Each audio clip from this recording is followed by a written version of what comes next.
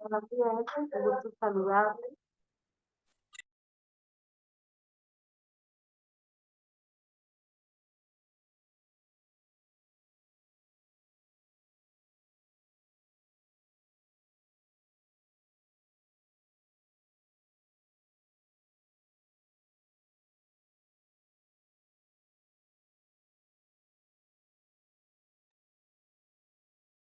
Vamos a trabajar.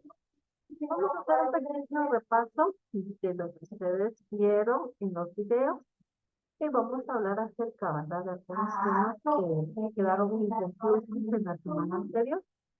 Vamos a trabajar sobre ellos y, como ya pudieron observar, pues prácticamente está cerrando, ¿verdad?, la unidad en el libro. Y esto es algo muy bonito, es algo muy satisfactorio. Vea cómo nosotros pues, hemos avanzado, ¿verdad? Y nos ha permitido llegar ya a una fase de cierre más. Así es como vamos a estar trabajando entonces en este tema. Teníamos entonces la revolución científica. Cuando nosotros hablamos de la revolución, pues vamos a hablar de ciertos cambios, de una lucha y de pugna, de poder establecer un conflicto, de hacer cambios de forma generalizada, pero en este caso vamos a hablar de un cambio, ¿verdad? Cuando hablamos de forma científica, estamos hablando de la situación de poder encontrar nuevos caminos de desarrollo, un progreso, un avance, el descubrimiento de algunos elementos y la integración de la tecnología dentro del conocimiento del ser humano como tal. Acá dice, es difícil de entender las etapas históricas y tomar en cuenta las personas que marcaron esta tendencia, es decir, aquellas personas que generaron pues estos cambios de los cuales nosotros estamos hablando. Por ejemplo, puede visualizar integralmente la presencia de Copérnico y su teoría heliocéntrica.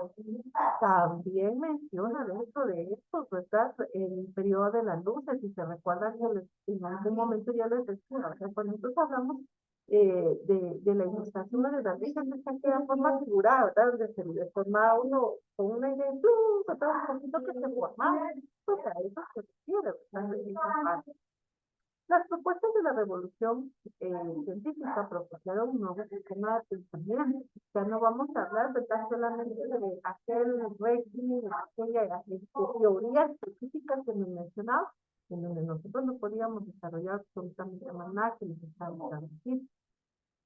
Acá se da la suspensión a la ignorancia, a la revisión, ya no podemos establecer, ¿verdad?, que únicamente el conocimiento, ¿verdad?, es solamente elegido para ciertas personas, sino que será un desarrollo totalmente. En los inicios entonces del siglo XVII, el astrónomo y filósofo matemático, poeta italiano Giordano Bruno, dice morir en la guerra como hereje por sus propuestas científicas. Y acá entonces viene a cambiar esta situación, porque imagínense, esto está generaba nuevos conocimientos que se tenían, pero cómo se le tomó, ¿verdad?, al pobre Giordano como un hereje. Él visualizaba más allá de lo que la razón y el entendimiento de muchas personas tenían, y entonces no, ¿verdad?, o sea, no podía, había un límite para tener un uso de razón, hay un límite para tener conocimiento. No puedo pensar más allá porque entonces no me creo superior a Dios. No era tanto eso, pero las personas decía tenían un concepto erróneo del mismo. Por eso es que en este caso, ¿verdad?, él fue calcinado en una oreja, con una hoguera, por tener ese tipo, ¿verdad?, de pensamiento.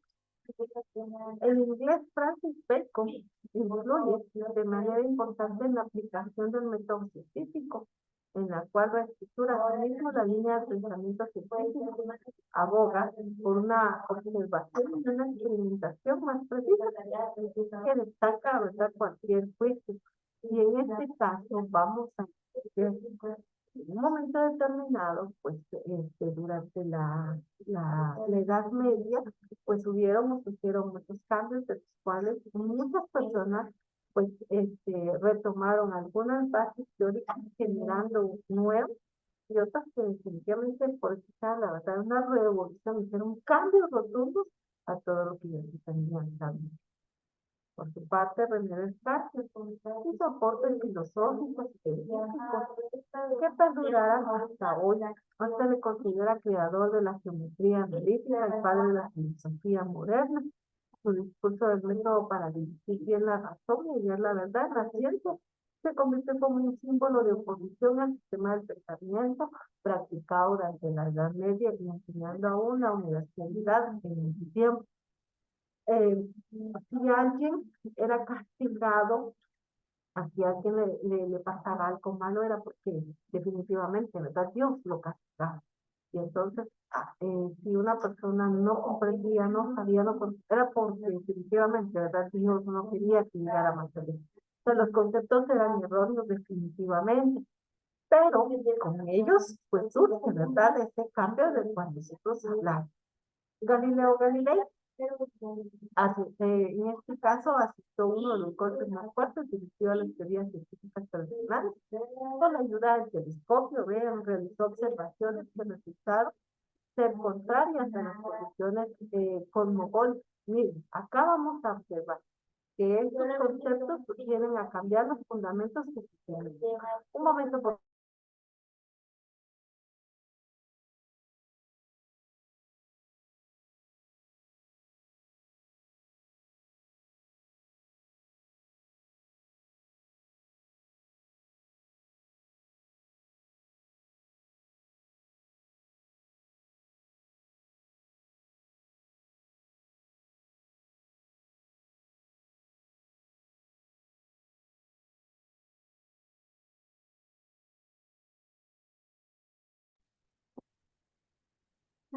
entonces acá dice, Galileo confirmó que la Tierra orbitaba el Sol, que la superficie de la Luna no era lisa y que Júpiter tampoco poseía satélites, entre otros descubrimientos.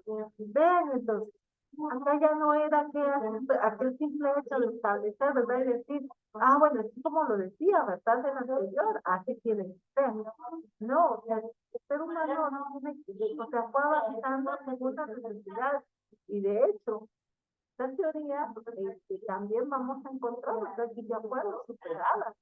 Ya no hablamos nosotros solamente del centro del universo, sino nosotros hablamos de todo lo que está integrado. Entonces vean cómo esta parte que estaba generando ese cambio. En 1887, Isaac Newton coronó la revolución científica. Y en este caso dice por la extensión también de la ilustración con la publicación de filosofía naturalista, en este caso con los principios de matemáticas. Vean cómo nosotros, cada uno de los elementos que se fueron desarrollando son bases fundamentales de una extensión que tuvo en este momento estos autores y que han sido complementarios por otros en nuestra actualidad. Avanzando entonces, seguimos con la ilustración. En Inglaterra con la revolución en 1688. Ya ustedes en los videos pudieron observar cómo se presentaba cada uno de estos elementos de forma central por cada país, de forma política, pero sobre todo, ¿verdad? En la forma de raciocinio que el ser humano fue desarrollando y cómo generó esa evolución o ese cambio como tal. Acá entonces dice, este movimiento fue el resultado de la base del Renacimiento y la semántica, y aportaron diversos puntos de vista en el plano filosófico, la ciencia exacta. Para que alcanzó su máxima expresión en el siglo XVIII. Al comienzo de este movimiento también se da, ¿verdad?, la edad de la razón. Entonces ya no estamos hablando únicamente de ver aquella parte de poder entender que Dios es el único, ¿verdad?, que nos permitía ver ciertas cosas, que hasta ahí estaba el límite. Recuerde que el límite de nuestro raciocinio, de nuestro pensamiento, de nuestros descubrimientos, no existe, ¿verdad? Sino solamente me lo impongo yo cuando digo, es que no puedo, es que no lo voy a lograr, es que no puedo hacerlo, ¿verdad?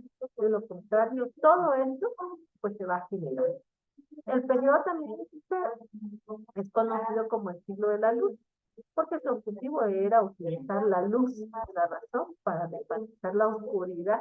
¿Qué pasaba? Cuando nosotros estamos en un cuarto oscuro, pues usted dice, ¿verdad? Vamos a tiendas, ¿verdad? Porque no veo nada.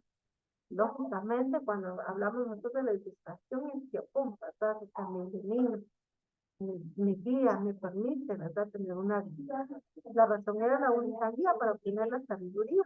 Este fue el fundamento principal del movimiento. El universo se interpreta como una máquina regida por leyes rigurosas que el ser humano no puede pasar por alto. Se produjo la concepción en este caso, ¿verdad?, del futuro.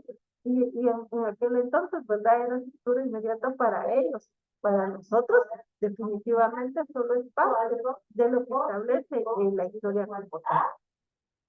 En el plano político, la ilustración impulsó el pensamiento de la revolución francesa de la monarquía.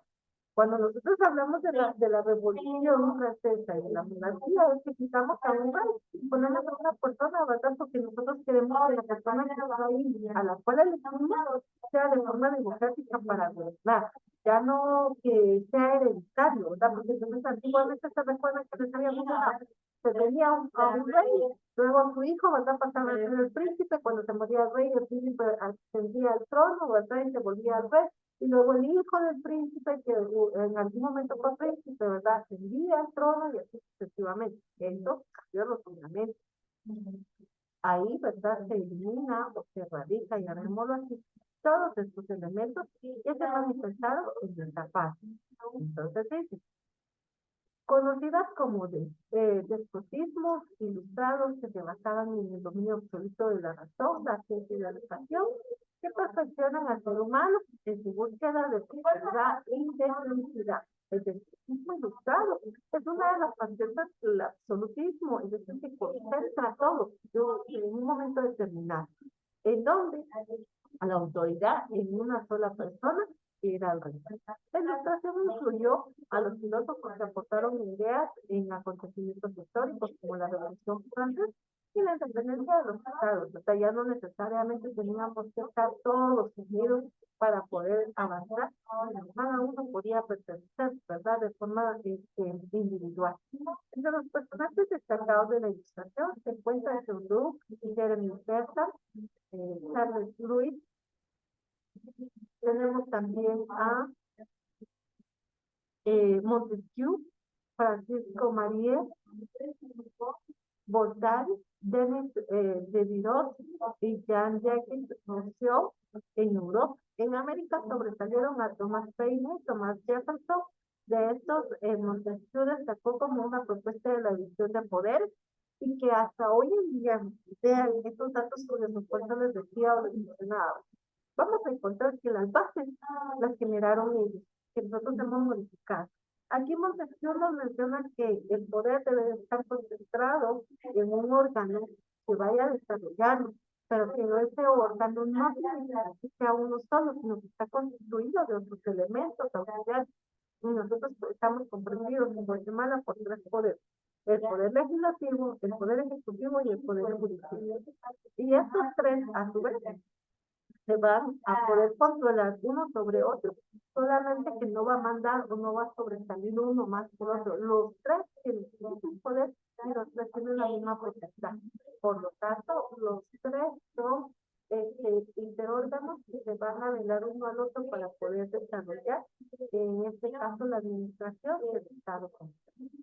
También menciona a Denis Diderot, juntamente con Jan, se crearon lo que era la primera institución. Y acá, ¿verdad? Entonces ya podemos observar nosotros cómo se presenta esa revolución de la carne. Teacher,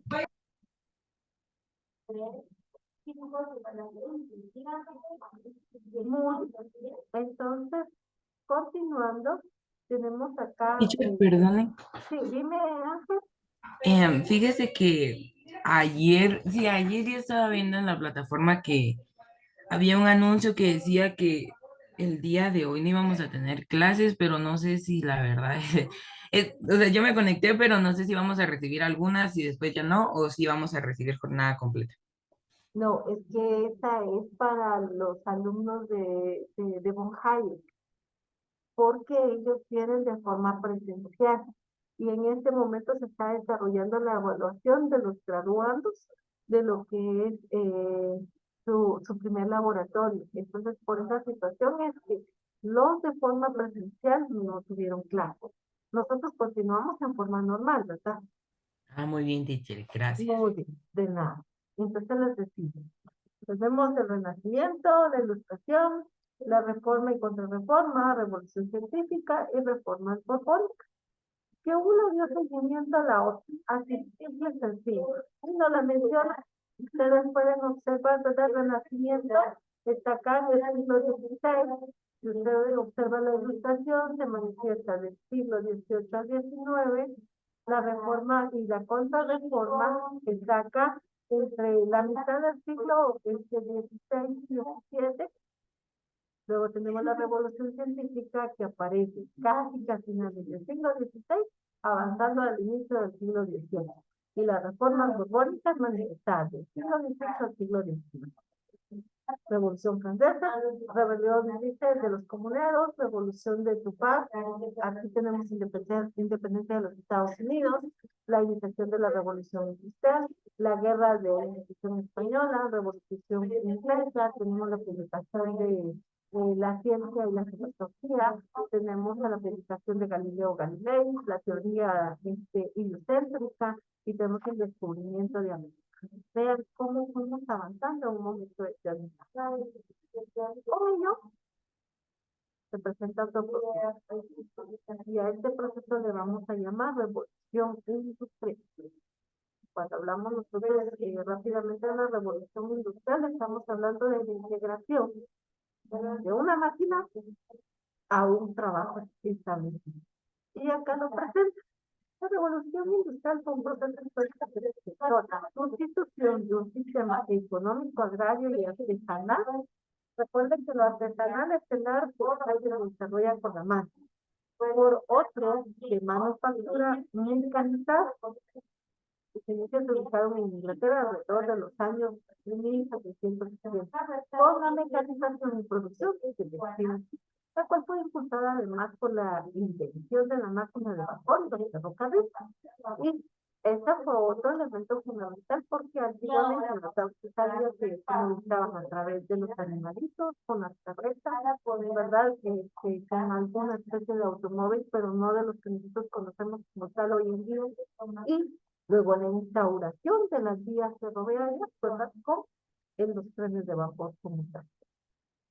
La revolución se caracterizó por el uso de materiales esenciales como el hierro y el acero. Y entonces, algo que yo podía hacer de forma manual, ¿verdad? Lo viene a reemplazar una máquina. A eso es a lo que se refiere. La aparición de nuevas fuentes de energía y de fuerza motora, como el carbón, la máquina de vapor, la invención de máquinas, de las máquinas de hilar.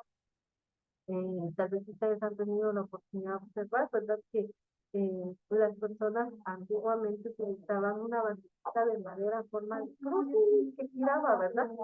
Y empezaban a generar, ¿verdad? Ese hilazo. Ya no, con las máquinas definitivamente se colocan los hilos y van generando, ¿verdad? Y están hilando. Ya hasta hoy en día, ¿verdad? Vienen unos bonitos en un plastiquito.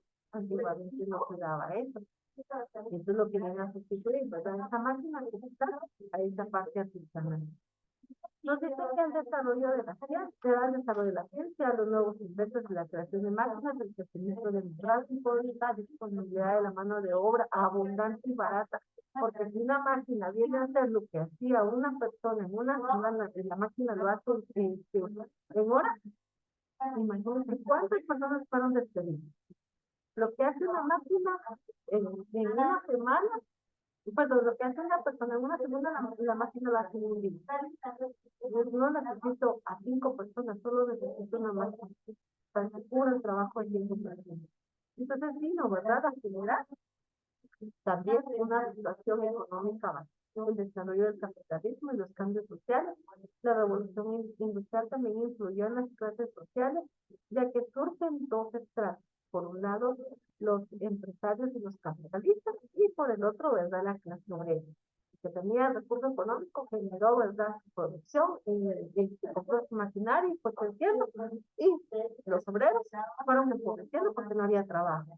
Los empresarios no contaban con un capital propio, el cual podían a producir. Los capitalistas no eran los que contribuían con el financiamiento sin intervenir en los procesos de producción. La clase obrera, también llamada proletariado, era la que trabajaba en la industria a cambio de un salario. La incipiente aparición de fábricas en las ciudades motivó a una gran cantidad de campesinos a migrar, ¿verdad?, hacia ellos y buscar empleo. También no podemos olvidar que, así como lo muestra la imagen, ¿verdad?, se integró nuevas herramientas, se integraron nuevos elementos, pues también algunos de ellos tuvieron que ser manejados por el ser humano. Por lo tanto, pues también se involucró, ¿verdad?, de esta parte del ser humano para poder desarrollar. Acá dice, tenemos también que la insuficiente aparición de las fábricas en las ciudades llevó una gran cantidad de campesinos. Por eso es de que vemos, ¿verdad?, que las personas se mueven mucho a la representación de las zonas para encontrar, ¿verdad?, un nuevo medio de circulación. En consecuencia, la revolución industrial, el desplazamiento del hombre por la máquina, el abaratamiento de la producción y transporte, la aparición de grandes centros de familias, en este caso las fábricas, el aglutinamiento de obreros, ¿verdad? Ya no necesito yo de mucho, ya la máquina me viene a desarrollar a mí el trabajo, el crecimiento del proletariado industrial, la construcción del capitalismo empresarial, porque en este caso, ¿verdad?, ya no voy a tener yo trabajo. Entonces tengo que buscar, ¿verdad?, de alguna forma de poder integrar. Hablamos al inicio de cómo se puede desarrollar esta parte de la revolución francesa eliminando la monarquía. Aquí lo menciono, monarquía absoluta. Dice la monarquía autoritaria del Renacimiento dio paso a un régimen absolutista que logró su esplendor en los siglos XVII y XVIII. Consistía en la autoridad absoluta de los reyes desde el punto de vista económico, político, militar y social. ¿Y qué pasó con esto? Recordemos que siempre existió un rey, ¿verdad?, que daba las formas de desarrollo, los mecanismos que tenían que darse, y sobre eso se basaba. Así, no había una democracia todavía, ¿verdad?, sino estaba instaurada en base al poder heredado que se podía dar con él. Los factores que iniciaron al sentar estas bases de la monarquía absoluta fue la nobleza limitada por el crecimiento de la economía humana, la decadencia del sistema señorial y los efectos de los eventos extraordinarios como las cruzadas, las pestes, las guerras, ¿verdad?, los 100 años entre Inglaterra y Francia, los acontecimientos también influyeron, ¿verdad?, la adopción de un nuevo sistema. Y por eso es que nosotros hablamos, ¿verdad?, de aquella revolución, porque estaban cansados de tener, ¿verdad?, este sistema político que cambia.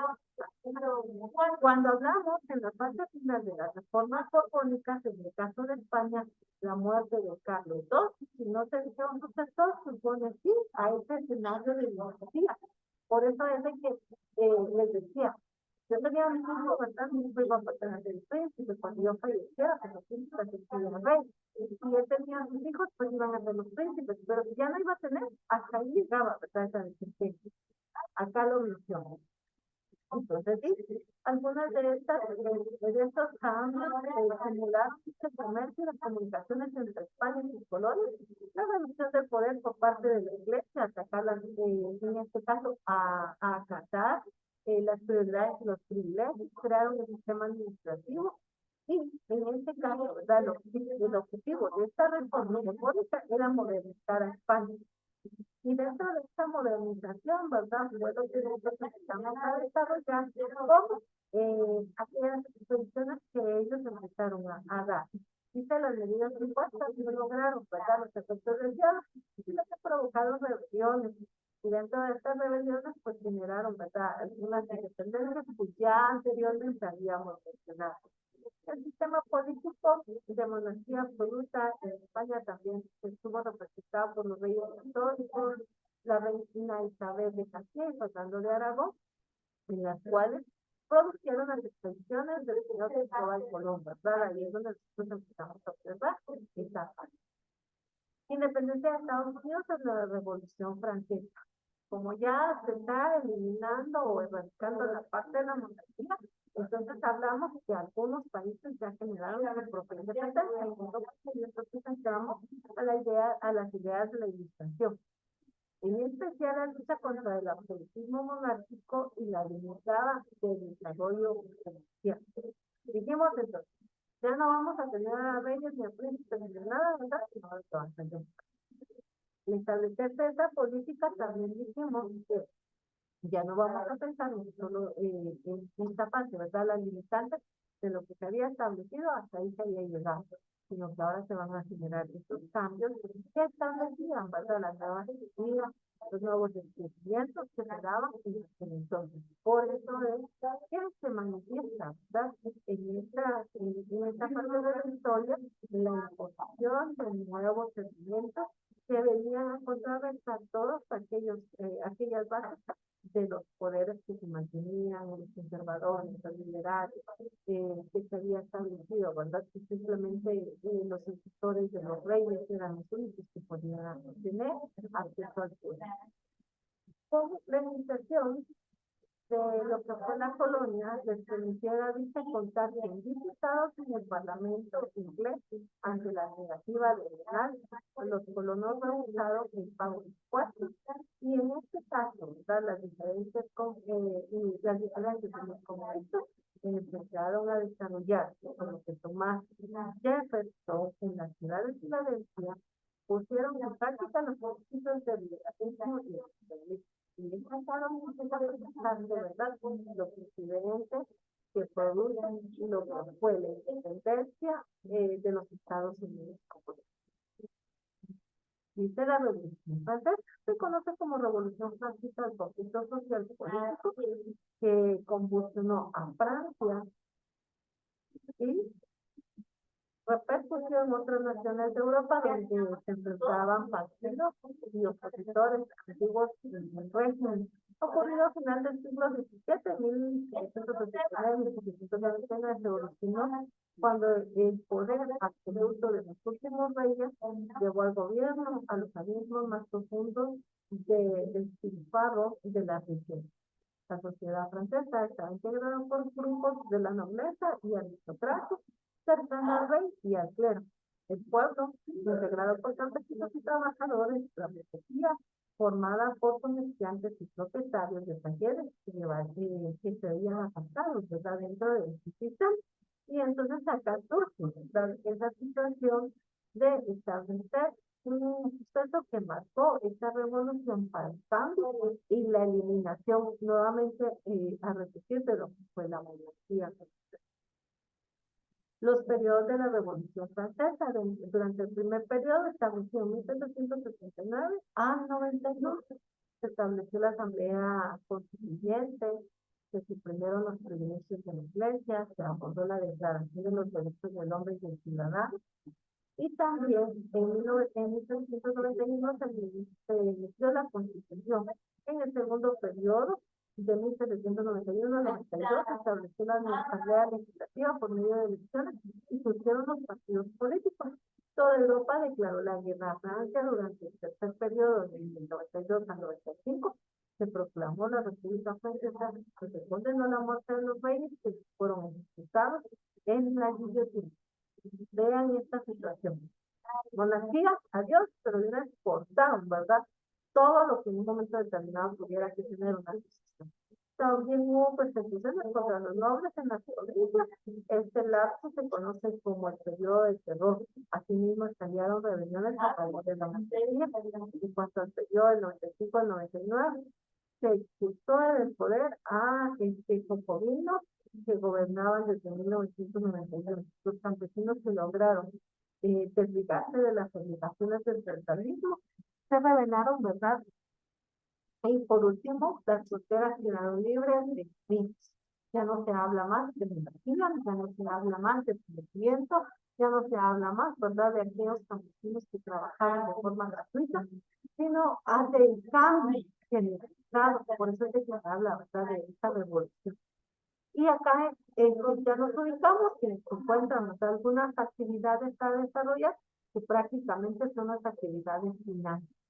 En lo que compete y comprende la semana, chicos, vamos a estar desarrollando estas Así que ustedes me indican, por favor, si hay alguna duda con respecto a los temas que abordamos.